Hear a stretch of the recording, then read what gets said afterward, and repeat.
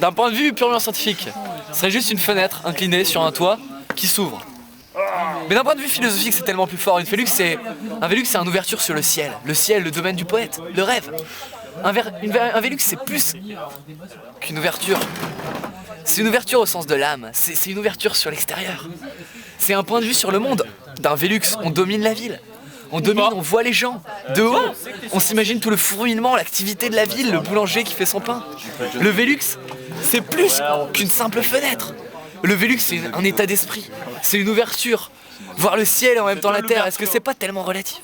Et à la fois, tellement beau. Je veux dire, avoir le point de vue relatif du gars qui observe les étoiles, qui voit haut, qui voit loin. Et à la fois rester en contact avec la vie de tous les jours, voir les patients qui passent tous les jours. Le Velux, François. Non mais un Velux ça sert à rien. Le Velux, Un Velux tu vois les étoiles. ça exprime la dualité de l'âme humaine. Ou pas. Ou pas. Qu'est-ce que t'en penses, François? Ta gueule. Ou pas. Je m'en tape.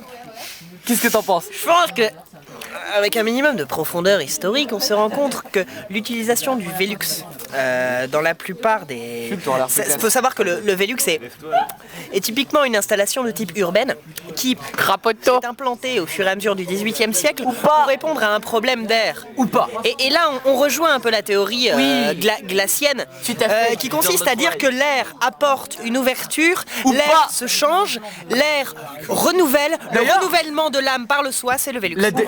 Si tu parles d'air, moi je parle naturellement de thermodynamique. Bien On sûr. peut dire à ce moment Bien sûr, que bien sûr. H était DH, delta H, petit delta H est égal à delta U plus PV. On note d'ailleurs qu'à son époque, Karl Marx lui-même considérait le Velux comme l'ouverture entre les classes, comme la manière pour les ouvriers d'échapper à leur statut d'ouvrier par le Velux.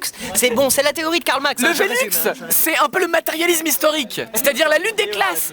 Le moteur de l'histoire, c'est la lutte, toujours la lutte. Karl Marx le voit comme la lutte des classes dans son époque. Mais on parle la lutte de ta mère. Le Velux qui est, je dois le répéter, une création purement bourgeoise.